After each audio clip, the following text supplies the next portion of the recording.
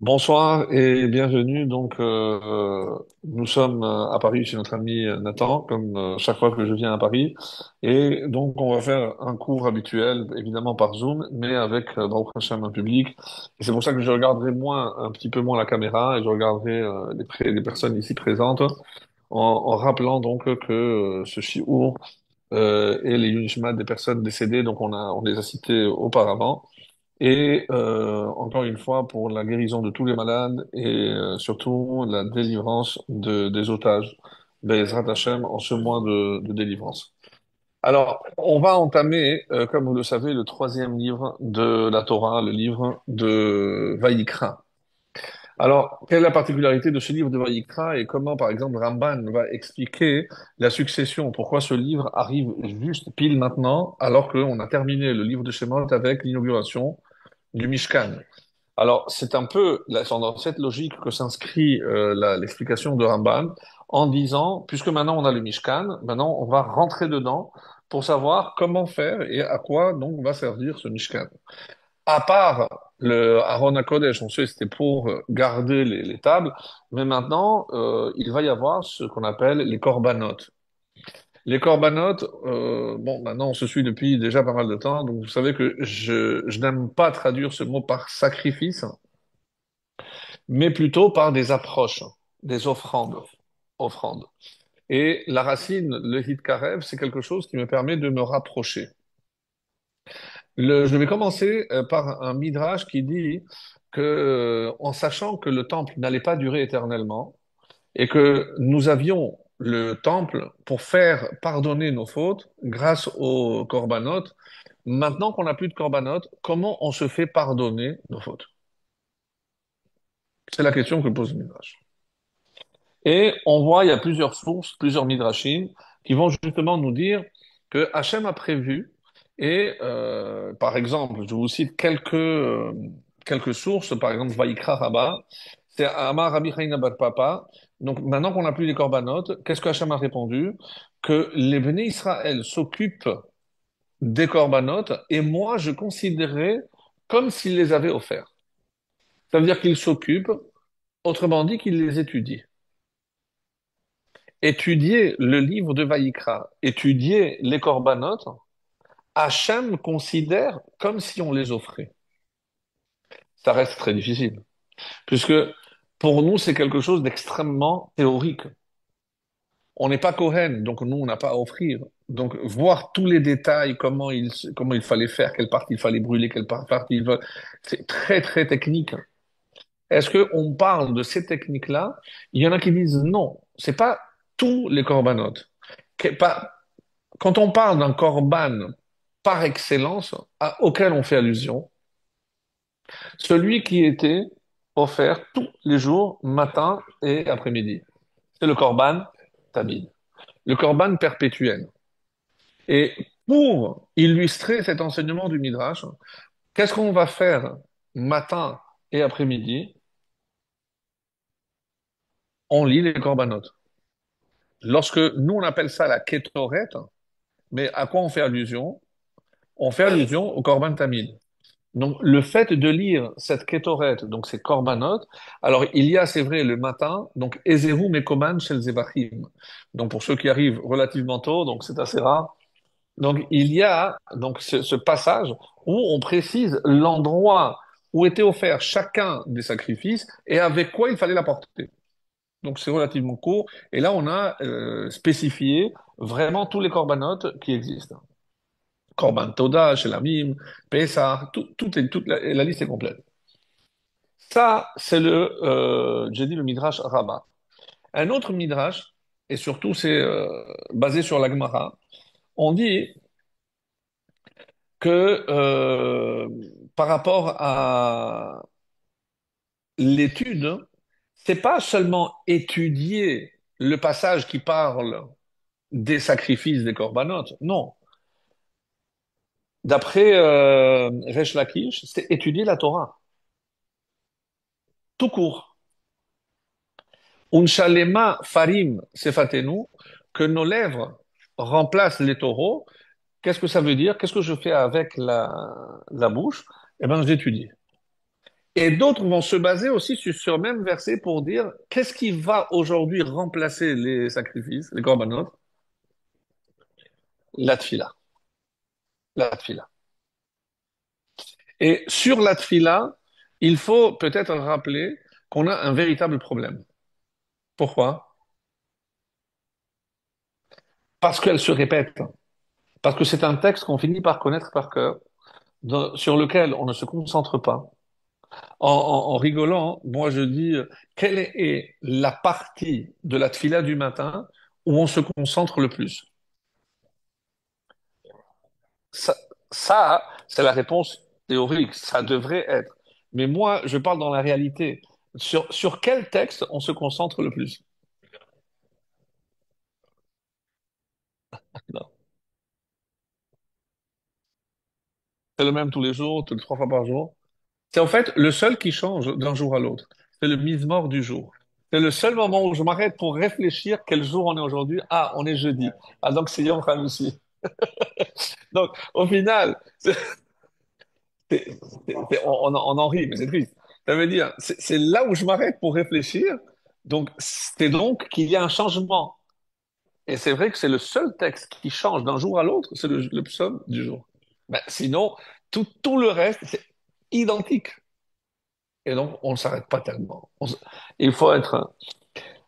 Donc, une des raisons pour lesquelles on a tellement de mal avec la tfila, c'est parce que, comme elle se répète, elle est répétitive et c'est exactement le texte, on a du mal à garder une fraîcheur avec le texte. Ça, c'est un.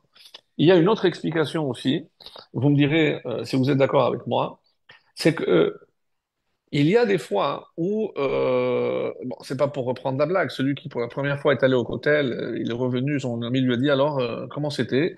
Il lui a dit, j'ai l'impression de parler à un mur. Alors, qu'est-ce que je suis en train de dire là? C'est que combien de fois, et ça on va tous expérimenter, à plus ou moins, un degré plus ou moins intime, on a prié pour la guérison de quelqu'un. On a prié pour... C'est pas arrivé. La personne n'a pas guéri. Qu'est-ce qui se passe avec tous ces tehillim qui ont été faits, avec toutes ces prières qui ont été faites, avec Afrashakhala, tout ce qui est fait pour combien de prières il y a eu dans le monde pour les deux petits bibas? Des milliers, des millions. Il n'y a pas un juif sur la planète qui n'a pas entendu parler de ces deux petits et qui n'a pas un jour prié pour ces deux petits. Alors qu'est-ce qui se passe? Hachem, il ne nous écoute pas. Qu'est-ce qui se passe avec toutes ces prières?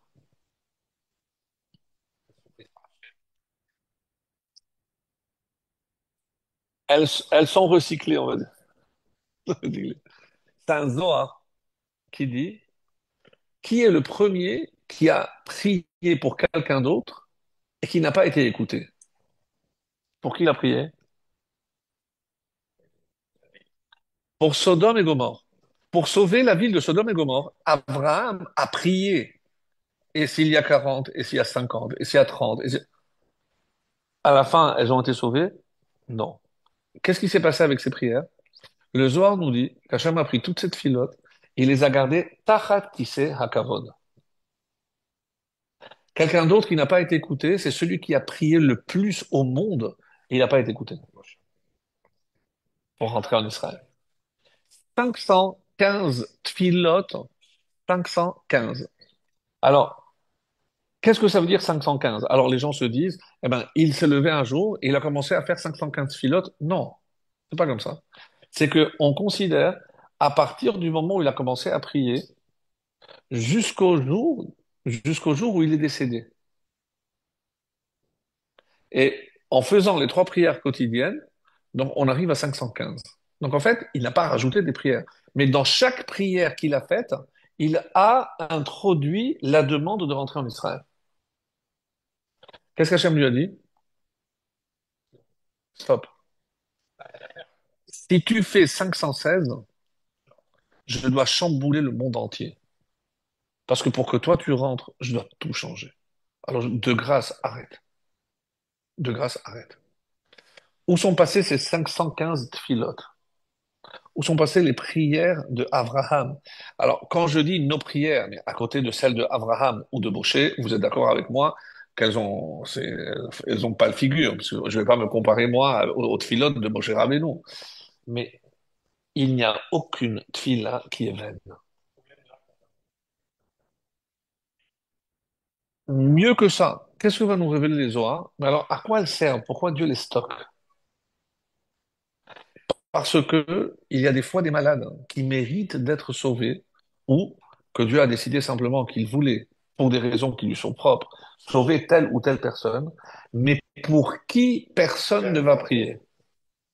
Qu'est-ce qu'il fait Hachem? Il va l'épuiser dans son stock. Il lui dit, je vais prendre déjà cette filote, et grâce à cette filote, lui, il va être sauvé. Lui aussi va être sauvé, parce que j'ai des filotes en stock. Le mérite des 515 filotes de Moshe, on dit que c'est grâce à ça que les bénis Israël sont rentrés en Israël. Ils n'avaient pas assez de mérite. Et Yahushua est à Moshe ce que la lune est au soleil. Donc, il n'avait pas l'impact de Moshe Rabbeinu, aussi grand soit-il, et on n'est pas en train de minimiser. Mais tout ça pour nous dire que aujourd'hui, malheureusement, il nous manque cette flamme parce qu'on a l'impression des fois qu'Hachem, il ne nous écoute pas. D'où vient cette impression? Eh ben, des exemples que je vous ai donnés. On a tellement, tellement prié pour des gens et ils n'ont pas été sauvés. Ils n'ont pas été sauvés. Viens ce soir pour révéler quelque chose, pour moi, d'essentiel. Aucune filla est vaine. On dit c'est à quoi ça ressemble. L'image, pour moi, elle est très parlante. C'est quelqu'un qui tire une fila, c'est comme une flèche. Quelqu'un qui tire une flèche. Mais moi, je ne suis pas un spécialiste. Donc, c'est pas sûr que je tape sur la diane. Mais la flèche, elle est partie. Donc la flèche, oui, va atteindre quelque chose. Donc la tfila, oui, servira à quelque chose. Pas à ce que toi, tu aurais souhaité, mais ça certainement servira à quelque chose. Ça, c'est sa notion de tfila. Et c'est vrai, après, il y en a qui disent que le korban, c'était pour nous faire pardonner. Pourquoi? Parce que le Mishkan, et plus tard le temple, c'était l'endroit où se joignent le ciel et la terre, le matériel et le spirituel. Regardez le mot tefila, ce sont les mêmes lettres que petila. Qu'est-ce que c'est petila? Une mèche. Et vous regardez la mèche que je mets sur l'huile, qu'est-ce qu'elle fait? Elle fait la jonction entre l'huile, le support, et la flamme. La flamme qui n'est pas matérielle. Elle n'a pas de matériel. C'est le symbole de ce qui unit le matériel avec le spirituel. Donc, pour que la flamme existe, je dois alimenter la source, soit rajoutée. Et pas d'huile, pas de flamme. Et la tfila, elle est là. La pétila, la mèche, elle est là. Mais s'il n'y a pas d'huile, il n'y a pas de feu. Il y a pas de lumière. Il n'y a pas de lumière. Donc, et c'est intéressant parce que qu'est-ce que c'est le feu? Qu'est-ce que c'est la lumière? C'est la hitlahavut. C'est le cœur avec lequel je fais la tfila. On s'est demandé souvent euh, si c'est vrai que Hachem exige de nous qu'on soit toujours dans l'allégresse, dans la joie. Comment je sais? La plus longue liste de malédictions, qui vaut combien? 98. 98 malédictions. Et à la fin, la Torah nous dit pourquoi elles arrivent, ces malédictions. Tachat asher lo avadta et Hashem Elokecha besimcha. Pas compris. Ça veut dire que la raison essentielle pour laquelle tous ces malheurs peuvent s'abattre sur nous, c'est pas parce qu'on a désobéi et parce qu'on n'a pas accompli les mitzvot. C'est parce qu'on a fait ces mitzvot sans joie. Quand on dit que mitzvah gedola liot vesimcha, c'est écrit nulle part. Ça fait pas partie des 613. Mais par contre, je ne peux pas faire une mitzvah sans simcha. Sinon, c'est une malédiction. C'est terrible. C'est terrible. Parce que, alors maintenant, vous allez me dire, ouais, moi, je vais bien. mais comment on va exiger à quelqu'un qui vient de subir une perte ou autre, comment il peut être tout le temps dans la joie? Vous vous rappelez, il y a très longtemps, j'avais raconté cette histoire. C'était un rave qui n'a jamais été en retard. Et un jour, l'après-midi, il avait un cours, il est arrivé avec 30 minutes de retard. C'était exceptionnel. En 30 ans, jamais en retard. À la fin du cours, il y a certains élèves qui ont osé lui poser la question. Et il ne savait pas où il était. Je lui dis, je viens de l'enterrement de mon fils. Mais grave, il fallait nous dire. Ben, c'est normal. Non. J'avais prévu le temps de l'enterrement et j'avais prévu l'heure. Mais quand j'ai dû faire la bracha, quelle bracha? Diana Emet, j'a- j'avais encore des larmes aux yeux et je ne pouvais pas faire la bracha. Parce qu'il y a marqué, de même que tu fais une bracha pour une bonne nouvelle, tu dois faire pour une mauvaise nouvelle. Ça veut dire de même. C'est pas juste faire la bracha. Tu dois être capable de faire une bracha pour une mauvaise nouvelle dans le même état d'esprit que pour une... Il est en train d'enterrer son fils, hein. Il a dit, ça m'a pris une demi-heure pour me concentrer et pouvoir faire la bracha dans de bonnes conditions. Nous, je ne sais pas dans ce cas-là si une vie entière nous aurait suffi. Ça, c'est la demi-heure qu'il était en retard. C'est un autre niveau. C'est un autre niveau. C'est un autre niveau. Alors, et j'avais posé la question, mais comment c'est possible? Comment je peux demander à quelqu'un qui vient de perdre un être cher, malgré tout, de ressentir une forme de joie? Alors, atténuer, tout ce que vous voulez. Mais où je vais l'épuiser, la joie, l'allégresse, dans un événement pareil?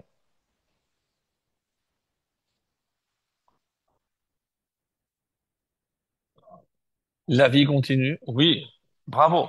De la même façon qu'on dit dès que le mois de Av rentre, qu'est-ce que je fais? Je diminue. Jamais elle disparaît. Mais c'est incroyable. Les gens disent, ah, Av c'est triste, Adar c'est joyeux. Non, c'est pas ce qui est écrit. Je diminue la joie. Je diminue la joie, mais elle est toujours là. Elle est toujours là. Et ça, c'est incroyable. Donc, ma question, comment dans un événement pareil, je peux trouver une source de satisfaction, de plénitude? Réponse. C'est dur ce que je vais dire. C'est très dur. Alors, on peut se convaincre que forcément, la fin de quelque chose correspond au début d'une autre. L'exemple des deux jumeaux qui sont dans le ventre de la mère, il y a un qui sort, celui qui reste, il dit ça y est, l'autre il est perdu, alors que c'est l'autre qui arrive à la vie. Donc, nous, on a parfois une perception qui est complètement erronée. Donc, c'est sûr que l'âme, elle rejoint l'éternité. Ça, il n'y a pas de doute. Bon, il n'en reste pas moins que cette tristesse, est-ce qu'elle ne provient pas de notre égoïsme parce que je ne pourrais pas profiter de cette personne? Certainement.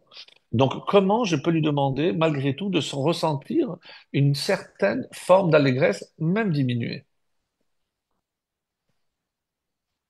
Vous voulez que je vous dise? La personne qui est partie, elle avait quel âge? 86, 66, un garçon, 2 ans. Qu'est-ce que je dois voir? Que j'ai eu la chance de profiter de ce petit gamin pendant 2 ans. Très dur, je te dis, c'est très dur. C'est comme ça que c'est écrit. Et c'est extrêmement difficile. Extrêmement difficile. Oui, c'est pas un dû.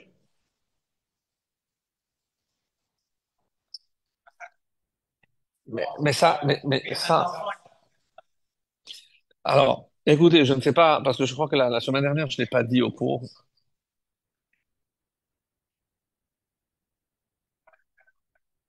Ah, donc j'en ai parlé, je n'étais pas sûr que j'en avais parlé. Ah oui, mais pas le cours de la semaine dernière. Ah, c'est ça. Non, pas ici. C'est ça. Bravo. Comme ça sera enregistré, parce que je trouve que c'est une idée très, très, très belle. Et il est dit que Kol hanogea bemet, suivez-moi. C'était dans la parashat Para. Kol hanogea bemet, celui qui est en contact avec un mort, Ben Nefesh Adam, donc une âme humaine. Donc tout ça pour nous dire qu'il va contracter l'impureté. Asher Yamut. Comment je traduis ça? C'est le futur. Oui, Yamut. Alors, je n'ai pas compris. Ça veut dire quoi? Il est agonisant. Je suis devant quelqu'un qui agonise. C'est ça l'idée? Il va mourir. Ça colle pas. Le texte n'a pas de sens. Kolanoga, Bémet, j'ai touché un mort. Ça veut dire qu'il est mort. Benefesh Adam, c'est un être humain qui est mort. Asher Yamut. Voilà. Alors, comment je peux dire qu'il va mourir? La Chassidoute explique d'une manière à vous, belle chose. Asher Yamut. Et qui va mourir? Lui, il est déjà mort. Celui qui touche. C'est-à-dire, quand je suis face à la mort, en contact avec la mort, à quoi je pense? À Cher Yamout. Il va penser que lui aussi, il va mourir, évidemment. Et on se projette. Mais c'est dans un esprit, encore une fois, pour m'inciter à la dépression.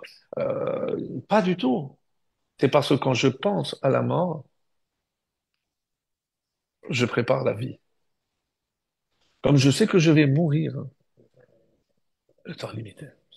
Comme cette histoire d'un monsieur qui devait subir une opération. Juste avant l'anesthésie, il entend le médecin dire, le pauvre, il lui reste un mois à vivre.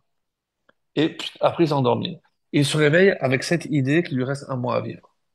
Il rentre chez lui, métamorphosé. Pourquoi?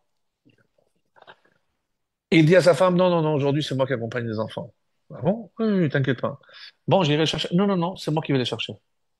Bon, chérie, il y a les courses. Ma chérie, c'est moi qui fais les courses. Mais qu'est-ce qu'il a? Jamais il a été comme ça. Pendant un mois, à la fin, au bout de ce mois, il est mort parce qu'il n'avait pas l'habitude de faire tout ça. Mais, mais au final, après le mois, un jour, 2 jours, 3 jours passent. C'est pas possible. Il sent rien. Il va voir le médecin. Et alors, il va chez le médecin et lui dit, écoutez, voilà, j'ai entendu ça. Vous êtes sûr? Ah oui, oui, sûr et certain. Attendez, dites-moi quel jour vous avez été opéré. Tac, il regarde dans le bloc. Ah oui, dans le bloc ce jour. Ah oui, non, non, je comprends. En fait, il y avait un autre patient, il est mort, ça fait 3 jours. En fait, il est mort. Mais vous avez toute la vie devant vous.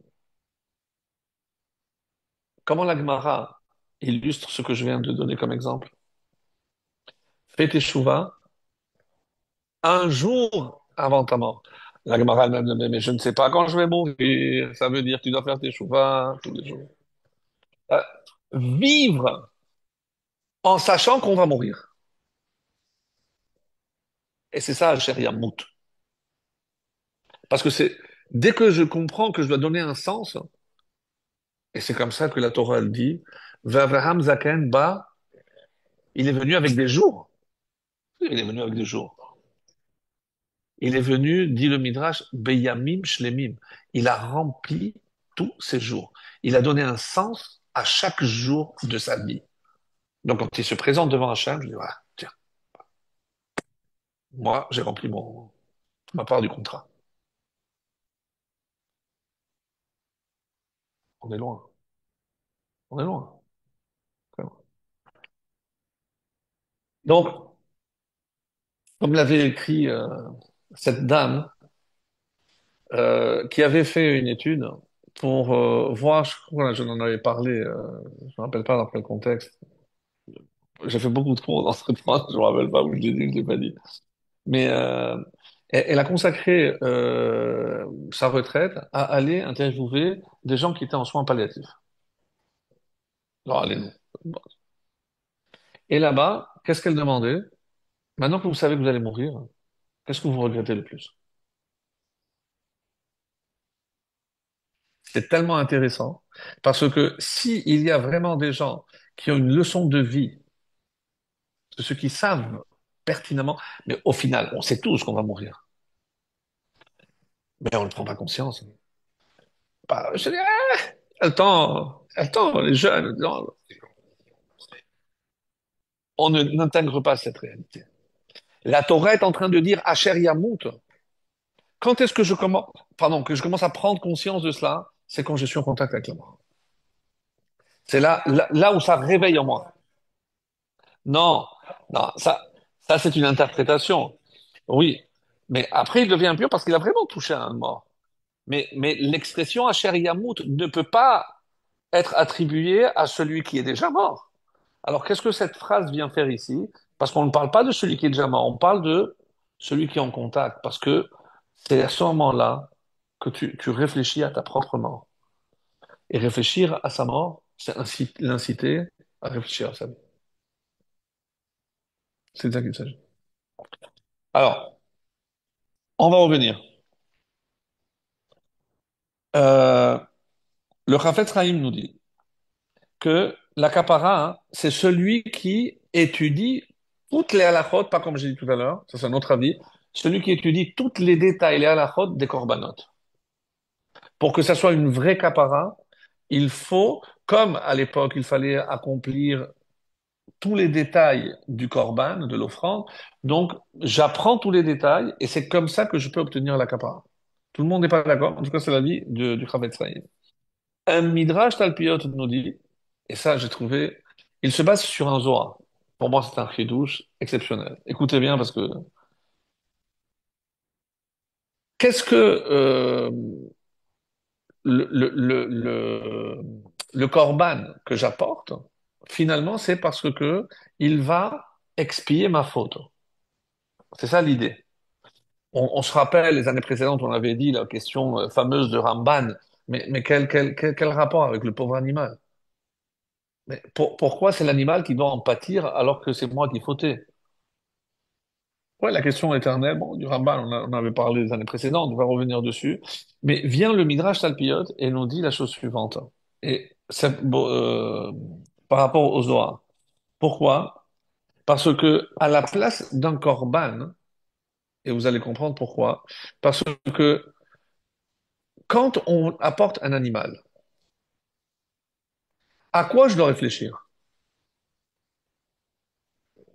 C'est que ça, ce qu'il subit, l'animal, c'est ce que moi j'aurais dû subir. Donc, quand je vois ce que l'animal subit, ça m'incite à faire teshuva. Donc, le but essentiel, c'est la réponse du Ramban, le but essentiel d'un korban, c'est faire teshuva à quelqu'un. Prise de conscience. Comment j'ai pu errer, comment j'ai pu me tromper, comment j'ai pu... Donc, c'est faire teshuva. C'est inciter l'homme à redresser sa voie. Donc, comment je peux inciter quelqu'un à faire teshuva en lui enseignant la Torah, en apportant un chidouche de Torah? Vient Midrash Talpiot qui explique le Zohar. Quelqu'un qui explique la Torah, qui apporte une nouveauté dans la Torah et qui diffuse la Torah et qui ramène des gens à la Torah, lui, il n'a pas besoin de kapara, il n'a pas besoin de korban. Parce que il est en train de faire ce que le korban est censé faire teshuva à l'autre. Donc, grâce à un cours de Torah, grâce à l'enseignement, l'autre, il fait teshuva. Donc, moi, j'ai pas besoin de kapara parce que j'ai fait faire teshuva à quelqu'un. Donc, c'est comme si moi, j'avais apporté un korban. Exceptionnel. Exceptionnel. Ouais. C'est-à-dire, une fois qu'on a compris la finalité, donc lorsque je peux obtenir cette même finalité par d'autres moyens, puisque la finalité c'est que l'autre fasse teshuva, du coup, moi, j'ai plus besoin de kapara. Ça va aller plus loin. Je sais pas si on avait parlé de ça dans d'autres cours. Donc, pardon? Il faut croire, ouais. Ils n'ont pas besoin. Donc, et il y a aussi le fait, hein, comme le dira le Ramban, juste pour rappeler ce point-là, c'est que de la même façon qu'un homme est composé de trois niveaux, parce que vous avez parlé de Chabad, c'est quoi? C'est la pensée, la parole et l'action.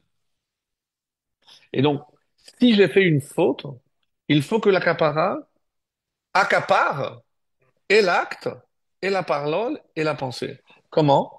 Ramban, je ne vais pas rentrer en détail, parce qu'on avait déjà vu ça en détail les années précédentes, mais donc quand je mets les mains, ça symbolise l'action, le vidouille, la confession, c'est la parole, et le fait de brûler les parties intérieures, les entrailles et autres, on dit que c'est le siège des mauvaises pensées, les clayotes.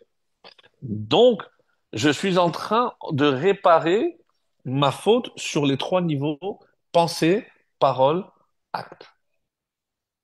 Ça, c'est le korban. Le sang, non. Adam ou Nafesh. On va parler du sang. Parce que ça, c'est une question qu'on n'avait jamais abordée par le passé. Je l'ai trouvé tellement original. Non, ça va vous faire sourire. Mais quand on va approfondir un petit peu, vous allez voir que c'est moins. Pourquoi on n'apporte pas de poisson?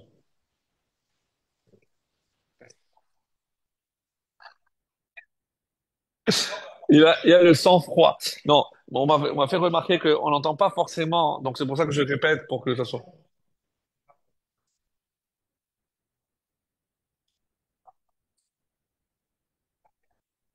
T'es bon, mais t'es bon, Nathan.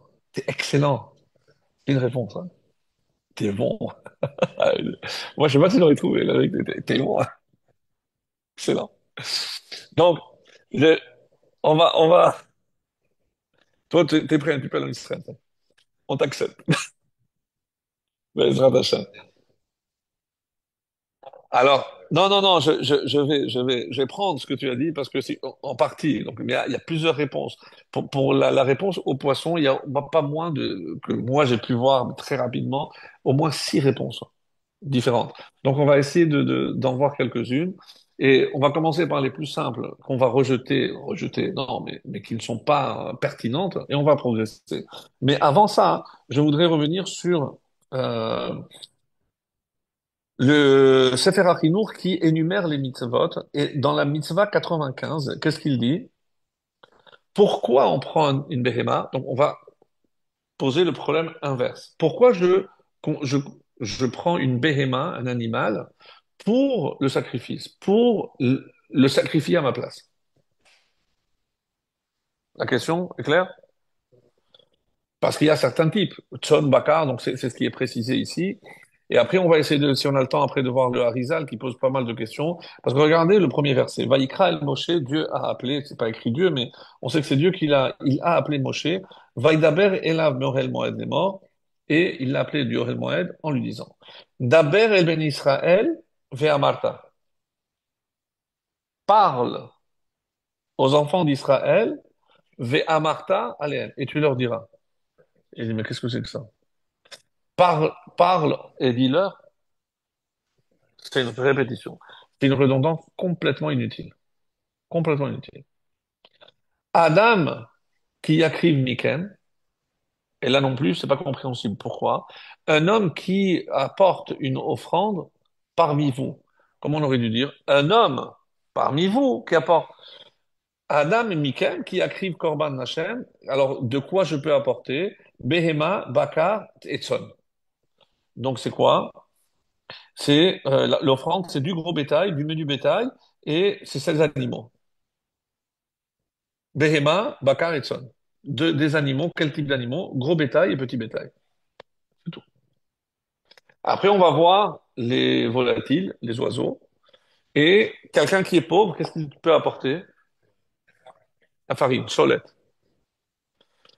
Du coup, ça rentre pas tellement dans l'explication que j'offre un animal pour qu'il prenne ma place. Alors la farine, ça colle pas. La farine, ça colle pas. Non, c'est exceptionnel, c'est parce que c'est un pauvre, il peut pas acheter. Même un oiseau, moi je me compare pas à un oiseau.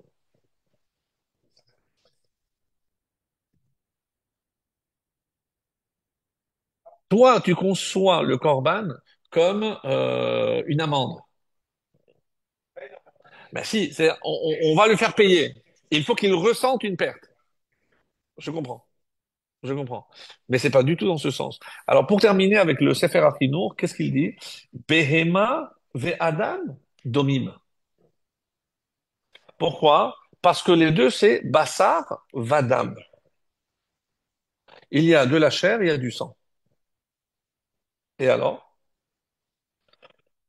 Quelle est la différence? Dit le Sefer Chinou. Chutz, alors quelle est la différence entre les deux? Hasechel. c'est l'intellect. Da, la connaissance. Alors écoutez bien.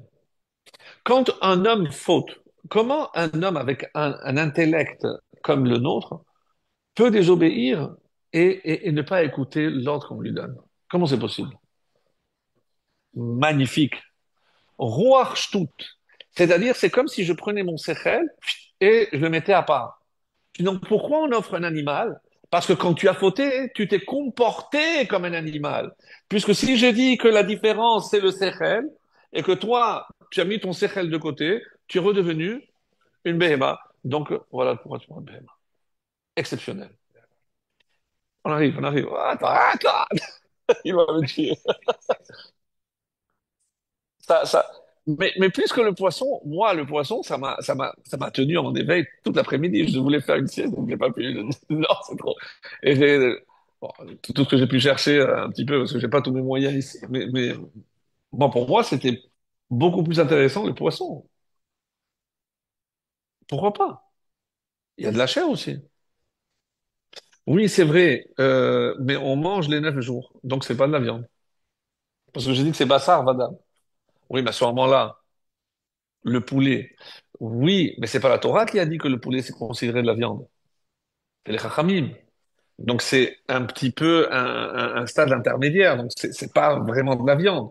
Bon, on l'a mis du côté de la viande, mais ça rentre pas dans cette catégorie. Ça rentre pas dans cette catégorie. On poursuit. Alors, qu'est-ce que finalement on veut chercher? On cherche à marquer l'homme pour qu'il s'imprègne de cette image, de cette bête à qui on est en train de faire la shechita et tout le reste, en se disant, c'est moi qui aurais dû être là. Donc, on joue sur quoi? Qu'est-ce qu'on lui demande? À quoi il doit réfléchir? En se disant que c'est moi qui aurais dû être là. Donc, il s'imagine être cette bête et subir tout ce que cette bête subit. Donc, comment on appelle ça dans, dans le langage des Chachamim? Vous allez voir, ça paraît bizarre. C'est Koach Hatziyur. C'est la force de la représentation. En hébreu moderne, Tziyur, c'est dessin. Mais Tziyur, c'est les tsayer, c'est représenter quelque chose. Donc, je me représente, moi, à la place de cet animal. C'est le but recherché par le korban. Et vous allez voir que ce Koach Hatziyur est quelque chose d'extrêmement important. Pourquoi? Oui. Mais on va aller plus loin. On va aller plus loin. Donc, pour le poisson, vous avez... Ah, je suis curieux.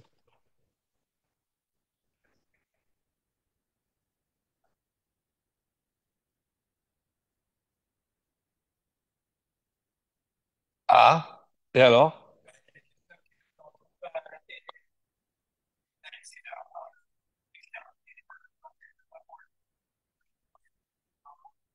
Mais alors, raison de plus. Ça veut dire,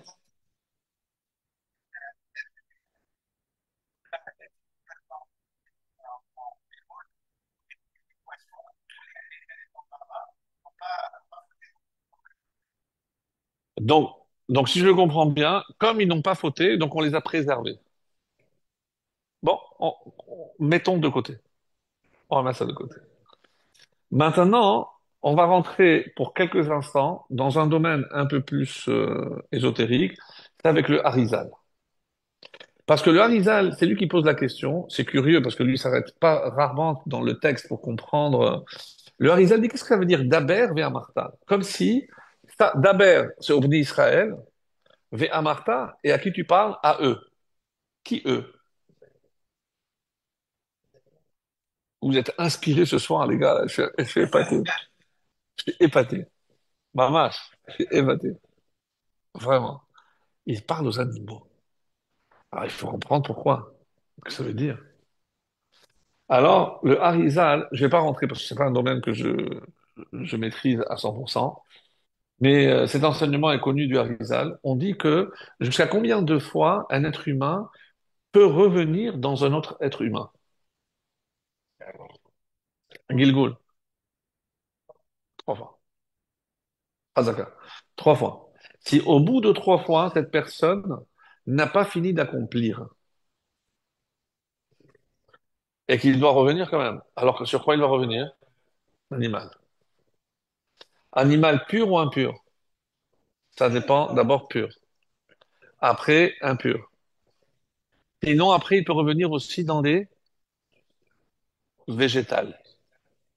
Et pour ceux qui ont écouté le petit chiot que j'avais fait l'autre matin, c'est à partir de dimanche, donc on a commencé Birkat HaIlanot. Le Ben Ishraï, mais aussi le Chida dit, c'est quoi c'est cette bracha?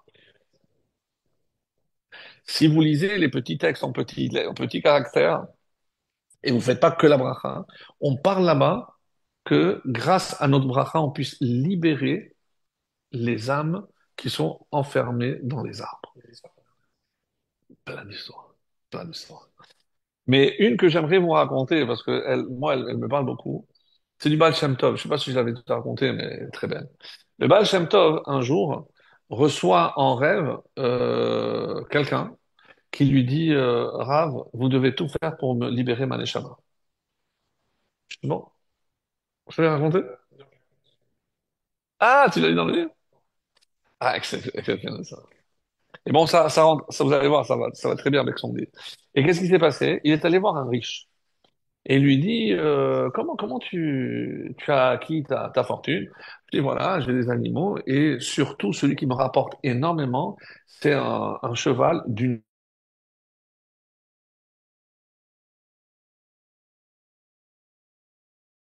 Les gens ne te payent pas. C'est Baal Shem Tov qui pose la question. Je dis bon, ben, j'ai noté toutes les dettes.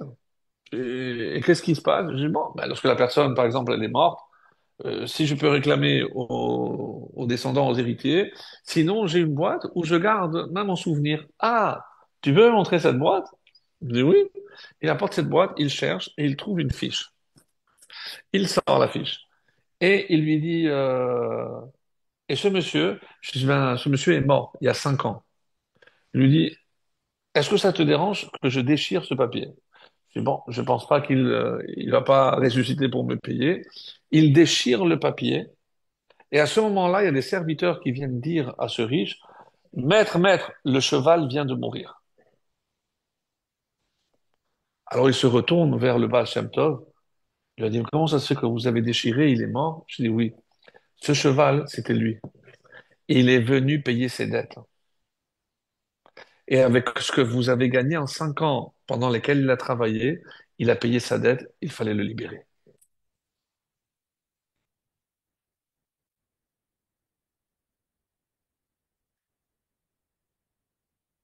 Une des raisons pour lesquelles la majorité reviennent, c'est à cause du gazelle. Gazelle, du vol. Le gazelle d'Illezois, c'est la seule chose qu'on ne peut pas réparer là-haut. Tout le reste, tout ce qui va être fait en bas pour l'âme de celui qui est parti, tout a une influence. La seule chose que je ne peux pas réparer, c'est le vol. Et pour le vol, on revient pour ça, même dans un animal.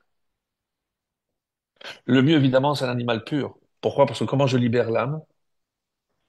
Bravo, par la shechita. Mais quand c'est un animal impur, c'est une catastrophe. Parce qu'on n'a plus de Baal Shem Tov pour aller libérer des âmes. Ça fait peur.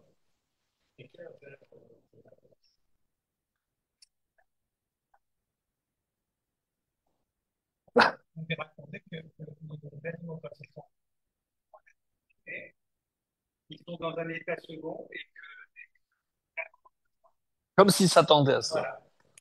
Vous vous rappelez l'histoire de ce petit animal qui est allé dans les pans de la tunique de Rabbi? Vous savez comment les chassidim, les Mekoubalim expliquent cette histoire?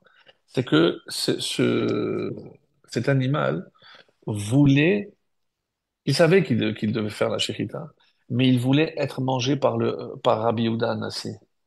Je dis parce que si toi tu me manges, c'est pour ça qu'il est allé chez lui, c'est exceptionnel ça. Je l'ai lu ça, trop bon. Parce que il voulait être mangé par lui. Et qu'il lui dit, mais tu es né pour ça, pour qu'on te fasse la shrita. Oui, je sais. Mais je veux que toi, tu me manges, parce que c'est comme ça que j'arriverai au niveau le plus élevé. Et c'est pour ça on a dit qu'est-ce qu'il a eu une rage de dents, parce qu'il n'a pas mangé l'animal qu'il devait manger, donc Hachem lui a envoyé la punition pour le par exemple. Incroyable. Comment tout s'explique, il y a des choses, la vérité, c'est incroyable. Incroyable. Alors, il y a dans le Sha'ar Gilgulim, le Harizal explique pour quelle faute on revient, là où on revient, sur quoi on revient, combien de fois, etc. Ça, moi, la vérité, je ne suis pas, encore une fois, un maître dans ce domaine-là. Je sais que ça existe, je sais que c'est comme ça. Ça peut nous servir déjà de savoir que ça existe. En tout cas, pour ce qui est du vol, je pense qu'il faut faire extrêmement attention. De ne pas devoir revenir parce qu'on n'a pas payé une dette, parce qu'on a laissé, parce qu'on n'a pas fait, c'est terrible, terrible. Donc, il vaut mieux, dans ce domaine, être extrêmement scrupuleux. Ne jamais rien devoir à quelqu'un. Ne jamais devoir. Le, pas comme nous l'entendons. Parce que nous, pourquoi on doit réparer? Pour pouvoir entrer dans le Gan Eden. Mais Gan Eden, c'est un club exclusif, réservé à l'élite. Non, c'est dur de dire comme ça, mais non. Il y a les chassidim au Mota Olam et tout ça, oui, c'est vrai. Donc, dans le Gilgulim, et c'est ça ce que vous allez avoir du mal à comprendre maintenant, c'est que après les animaux purs, impurs, il y a aussi les ophotes, donc les volatiles, et encore au-dessus, les poissons. Donc, au niveau du Gilgul, le poisson est passé au-dessus. Qui mérite de revenir dans le poisson que les tzadikim? Les tzadikim. Les tzadikim. Et pourquoi? Pourquoi? Parce que je n'ai pas besoin de verser le sang, je n'ai pas besoin de le tuer. Asafto, comme ça dit l'Agmara, le récupérer, c'est déjà faire sa shrita, puisque je le libère de son milieu, et c'est comme ça qu'il meurt. Et comme le poisson est dans l'eau, et que l'eau est la Torah, donc le tzaddik qui est dans l'eau, c'est le tzaddik qui est dans la Torah, et c'est comme ça qu'une fois que j'ai mangé ce poisson, et quand est-ce que je dois le manger?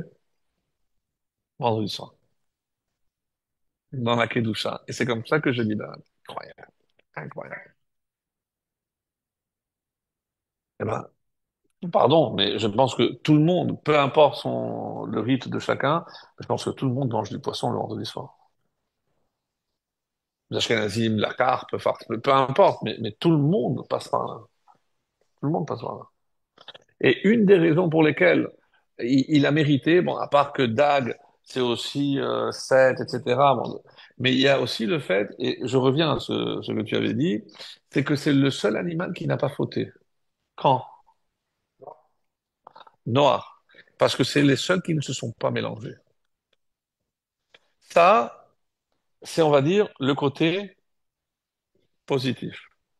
Parce que ce qui va suivre va vous choquer jusqu'à la fin de vos jours. Parce que on a un gros dossier sur le poisson. Ah, terrible. Ah non, terrible. Mais tu vas pas en revenir, je t'assure. Tu vas pas en revenir. Non, et je dis pas ça pour que tu restes éveillé jusqu'à la fin, parce que, mais c'est terrible. Ce que j'ai découvert, c'est terrible.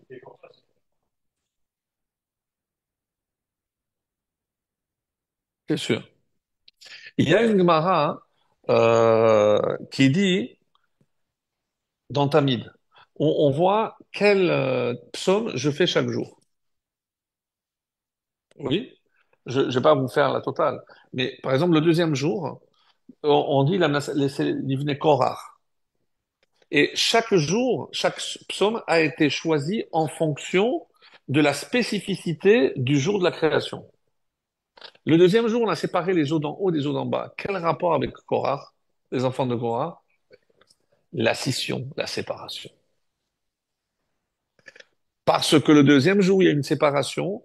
Et qui c'est qui a voulu créer une séparation au sein du peuple juif? C'est Korah. Donc, on a choisi un psaume de Korah. Le troisième jour, Mizmor le Asaf, c'était ce matin. Au moins cette partie, vous ne pouvez pas l'oublier. On a dit que c'est là où on pense le plus parce que sinon on ne peut pas se tromper de jour. Et de quoi on parle? Mizmor le Asaf, on parle de jugement. Adat Kel, devant l'assemblée de Dieu, Elohim.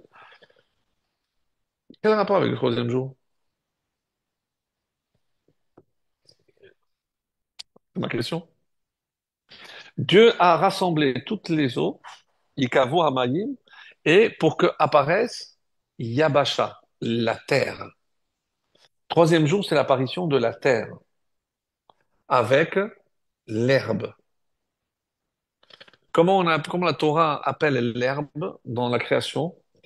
Déchet. Al shlosha dvarim ha'olam omed, à la din, à la shalom, ve'emet. Initial, déchet.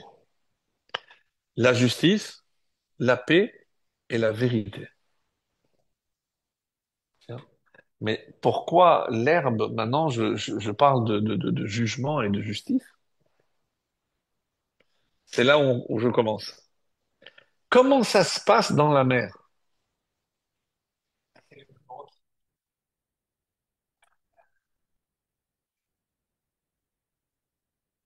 Il y a un phénomène chez les poissons qui n'existe chez aucun animal. Le lion, jamais de sa vie, il dévorera un des siens. Jamais chez un animal, ils vont s'en prendre à leur même espèce. Jamais. Et les poissons, qu'est-ce qu'ils mangent? On fiche. Quand on a posé la question pourquoi, le Midrash dit, pourquoi on n'offre pas de poissons? C'est incroyable. Je vais te dire des choses, tu vas retomber là l'envers. Pourquoi on n'offre pas des poissons et on offre des animaux et de la volaille? Et on dit parce que ça ressemble à l'homme. Ça veut dire que ça ressemble à l'homme. C'est parce que de la même façon, il y a une grossesse et un enfant. C'est les mammifères. Donc ça veut dire que il donne naissance à un être vivant. Et le poisson, il pond des œufs. Alors évidemment, la question,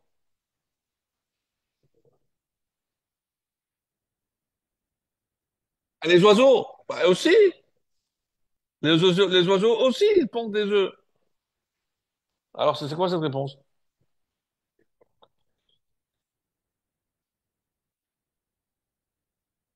Ça c'est vrai. Non, ça c'est au niveau de la respiration, au niveau des branchies, tout ça c'est vrai. Mais on essaye, non, pour que l'homme puisse s'identifier, il faut qu'il y ait un lien. Ok. Toi, tu vois les aigles, toi? Est-ce que tu vois les aigles ou les vautours? Non, je te demande. Non, je te demande. Oh, Dieu. Alors, la réponse est la suivante. Écoutez bien. C'est qu'on a dit non, il faut qu'il ressemble à l'homme. C'est pas par rapport au fait de donner naissance à des œufs ou par rapport à un être vivant, non. C'est qu'il y a un lien entre les géniteurs et les enfants. Regardez comment s'occupent les oiseaux de leurs petits. Ils leur donnent à manger, ils vont chercher. Cette préoccupation des petits ressemble drôlement à notre préoccupation de nos petits, ou chez les animaux aussi, on voit ça. Chez les poissons, dès que le poisson maman pond les œufs, qu'est-ce qui se passe? Il s'en fiche, il est capable de revenir et de les manger.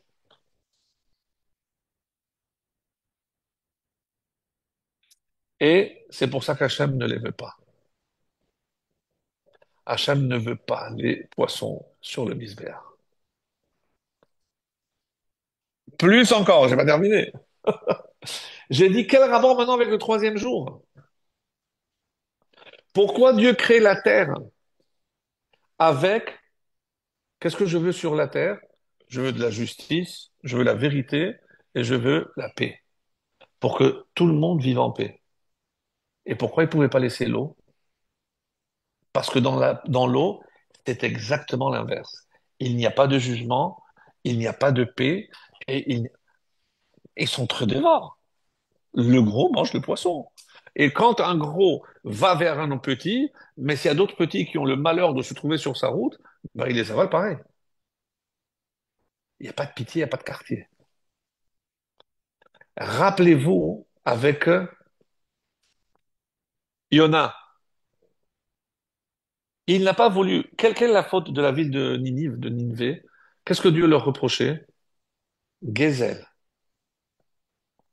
Parce que s'il y a du vol, alors c'est comme l'eau. Pourquoi il a envoyé le Maboul? Parce que alors vous voulez revenir comme les poissons. Bon, alors pourquoi j'ai créé la terre? Qu'est-ce qu'il fait avec Yona? Il le fait avaler par un gros poisson. Le Midrash dit que il avait comme deux caméras. Les yeux, c'était transparent et il voyait ce qui se passait. Qu'est-ce que Hachem lui a montré? Il lui a dit, tu ne veux pas sauver la ville de Ninive parce qu'il y a du vol, mais regarde à quoi peut ressembler un monde où il n'y a pas de justice. Et regarde. Et les 2 jours qu'il est resté sous la mer, il lui a montré, regarde comment ça se dévore. C'est à ça que tu veux que ça ressemble. Parce qu'il aurait pu le projeter. Hachem, quoi, il peut pas prendre Yona et le projeter directement en Ninive, et le poisson et avale-le. C'est quoi tout ça? Uniquement dans ce but-là. Oui. D'accord. C'était prévu pour ça. Et ce que nous, on doit retirer, c'est que cette leçon nous sert à nous. Et tu comprends pourquoi pour le vol, je reviens.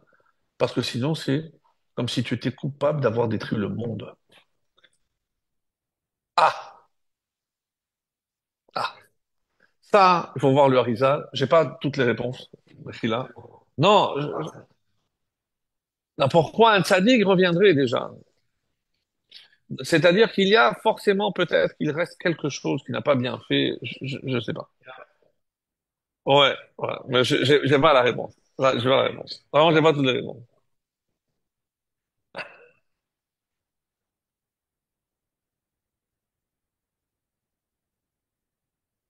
Ouais.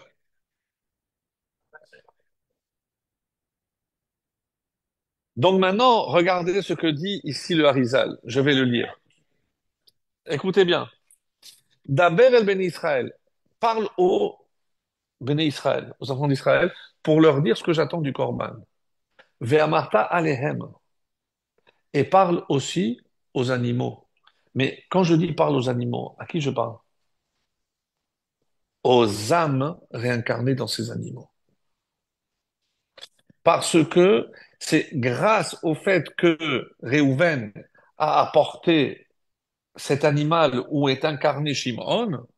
Et qu'est-ce que Hachem lui dit à Moshe?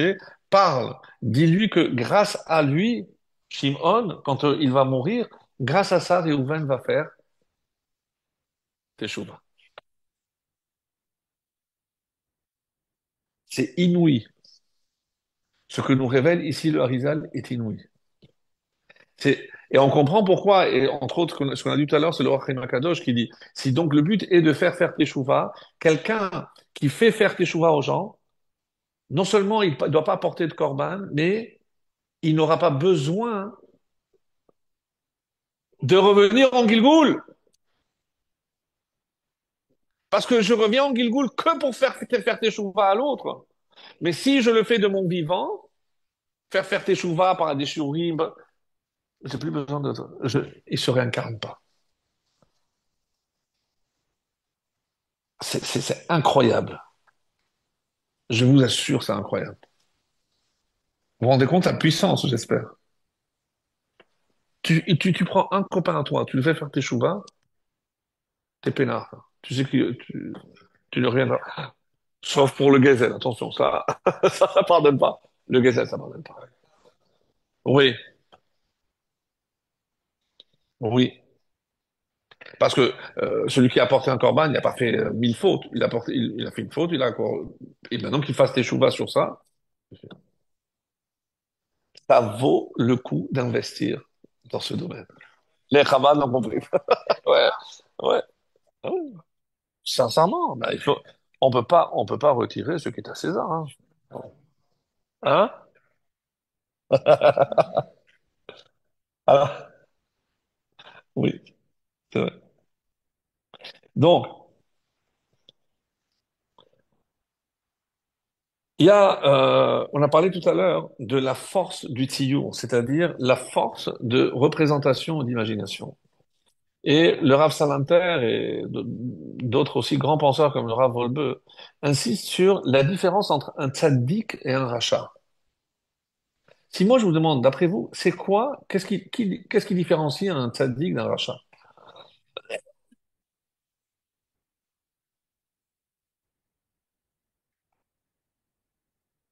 Oui, il n'est pas loin.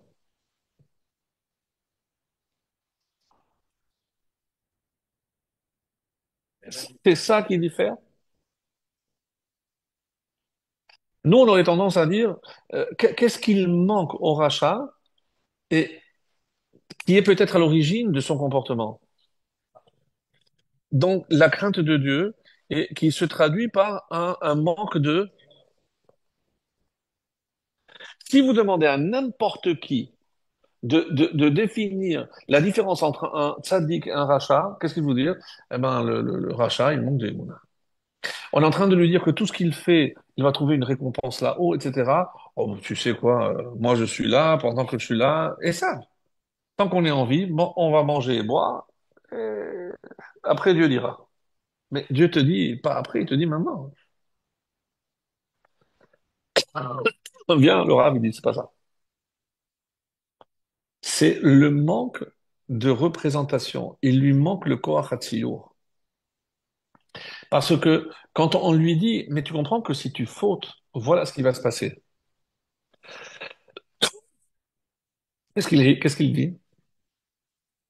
Il n'arrive pas, merci, il n'arrive pas à se voir en train de payer pour quelque chose à laquelle il ne croit pas. Je ne sais pas si je me suis bien exprimé.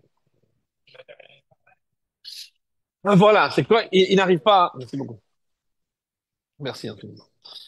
Baruch atah Adonai Eloheinu melech haolam, shehakol nivra b'dvaro.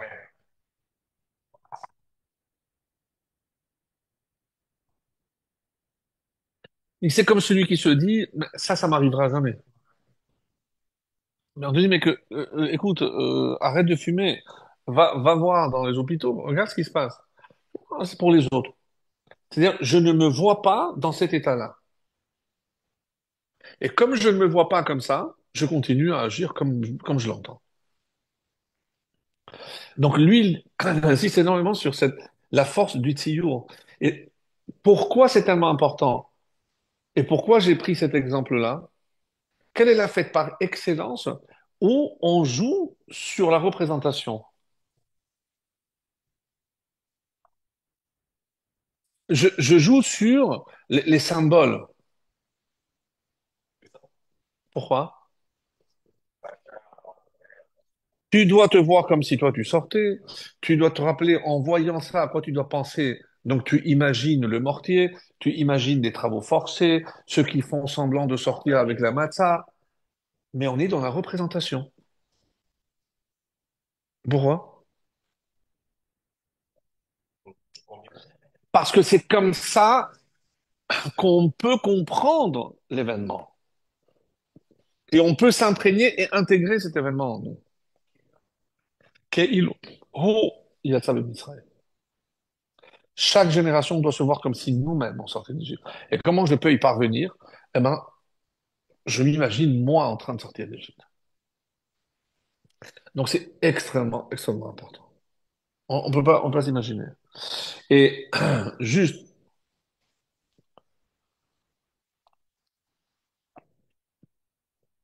par exemple,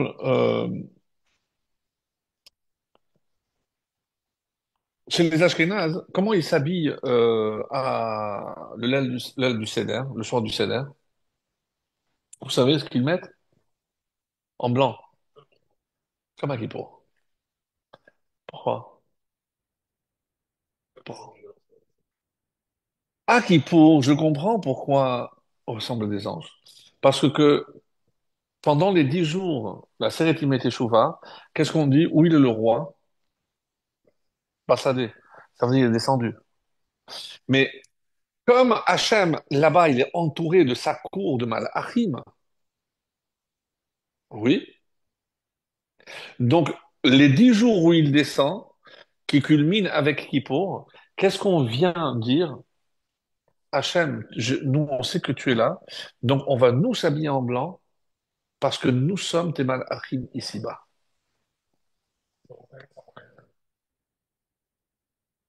Rappelez-vous pourquoi c'est le seul jour de l'année où on ne porte pas de chaussures. Je ne parle pas maintenant de deuil, parce que Kippour, il n'y a pas de deuil. Et pourquoi?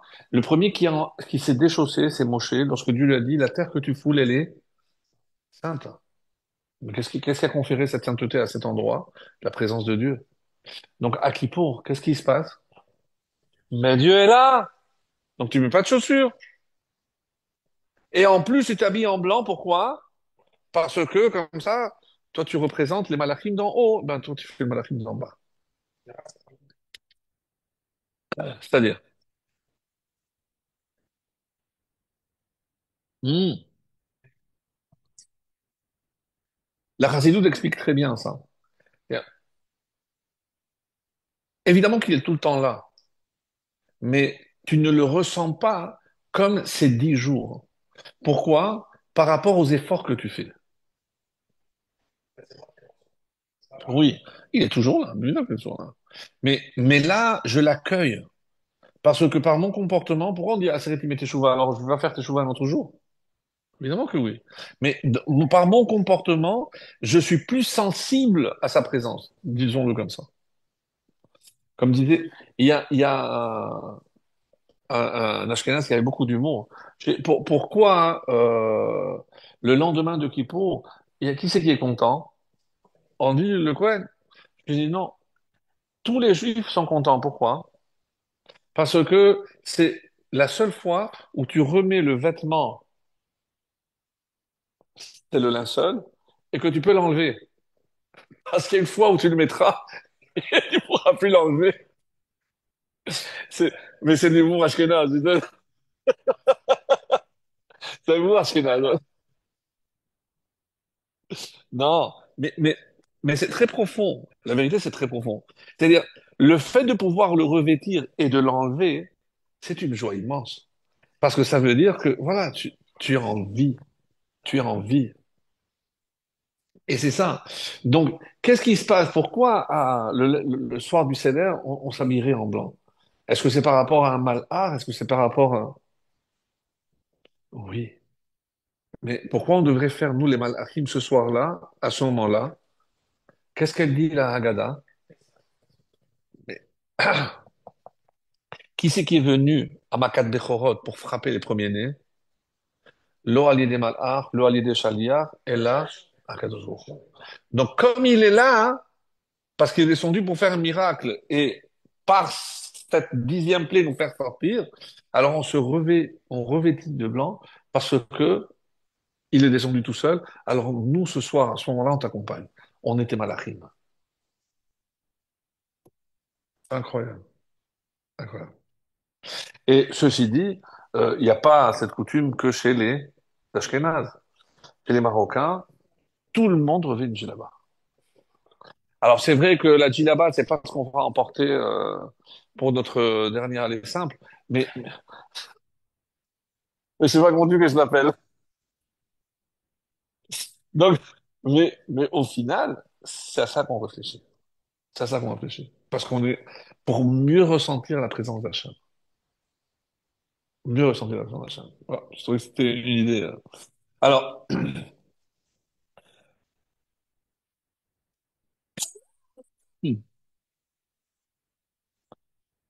maintenant, je reviens sur le poisson et ah ouais, punaise. Hein? Ah, j'avais pas vu ça, moi aussi. Moi. Mais j'ai pas dit ce que je voulais dire sur les poissons.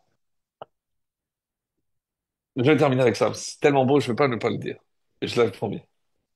Quand Adam a fauté, qui lui a donné à manger? Qui lui a donné à manger du fruit? Sa femme. Et qu'est-ce qui est marqué là-bas? Elle a aussi donné à Adam. Alors nous, qu'est-ce qu'on se dit? Elle a mangé et elle a aussi donné. Tous les animaux ont mangé de l'arbre défendu, sauf le phénix. Vous vous rappelez le cours qu'on avait fait une fois sur Tipor Achol. On avait appelé, donc tous les 1000 ans, et pourquoi 1000 ans? Parce que c'est un jour pour Dieu. Donc il brûle et il renaît de ses cendres. Donc le mythe du phénix est pris de chez nous, à 100%. Il y a des midrashim à 100%. À part cet oiseau-là qui n'a pas mangé, il y a un autre qui n'a pas mangé.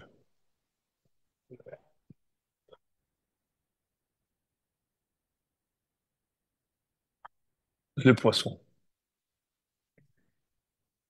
Le poisson n'a pas mangé et il n'a pas fauté. Je ne sais pas. Le poisson n'a pas fauté. Du coup, il n'a pas fauté ni pour la faute d'Adam, ni pour le maboul, parce que son espèce ne s'est pas mélangée. Donc, ça, on comprend mieux pourquoi il est présent à la table de Shabbat. On comprend mieux pourquoi c'est les tzadikim qui reviennent dans le poisson. Parce que de ce point de vue, il a une supériorité à toutes les autres espèces. Alors, maintenant, la question revient. Donc, attends, mais s'il est tellement parfait, alors pourquoi il ne monte pas sur le misbéach?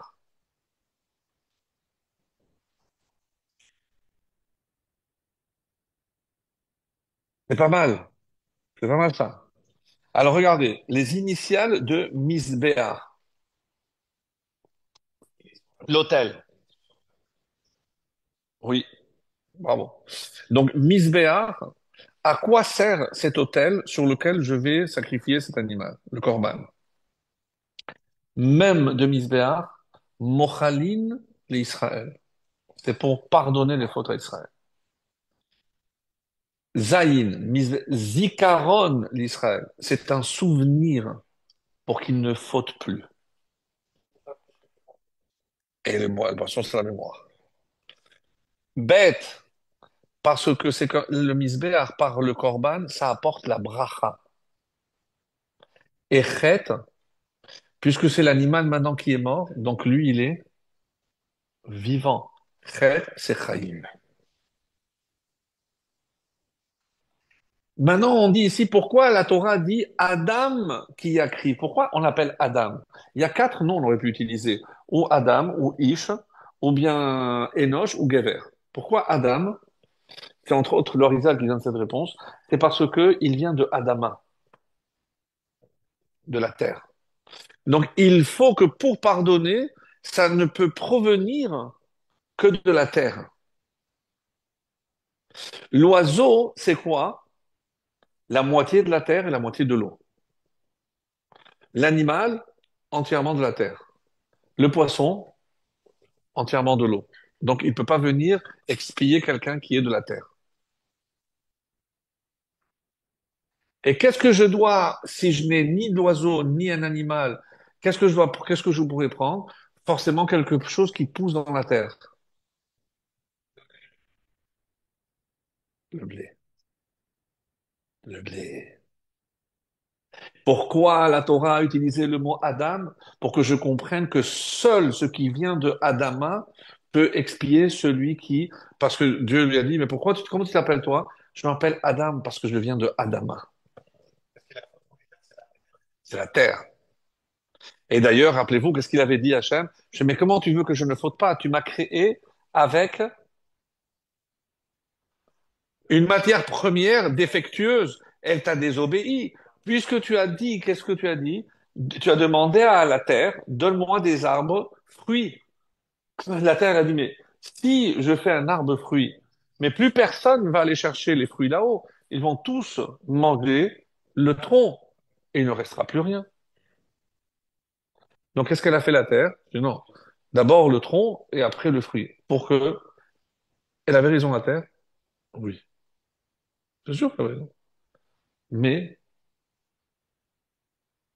elle a quand même désobéi. C'est parce qu'Hachem. Hachem ne te demande pas de faire tes calculs à toi, même s'ils sont justes. Entre autres. Entre autres. Donc, si ça peut nous consoler pour la conclusion, si ça peut nous consoler, donc comme on est Adam, et c'est pour ça qu'on utilise ce terme-là, Adam, venant de Adama, on est appelé à fauter. Et, mais Dieu a prévu la réparation. Tout ce livre vient pour nous parler de cette réparation. Et parfois, on commence par Adam. Je sais que tu es fait avec un matériau qui, au départ, est défectueux. Mais qu'est-ce que je t'ai proposé? De te faire pardonner, de ne pas oublier, et comme ça, tu peux atteindre la bracha et la vraie vie. Parce qu'une vraie vie, pour l'instant, c'est pas une vie sans faute. Ça n'existe pas. Et c'est ce que ça, c'est en train de nous dire. Il n'y a pas de vie sans faute. Mais il y a une vie avec réparation. Donc, tant qu'on sait qu'on peut réparer, c'est la meilleure preuve qu'on peut rester en vie. Voilà mes amis pour aujourd'hui.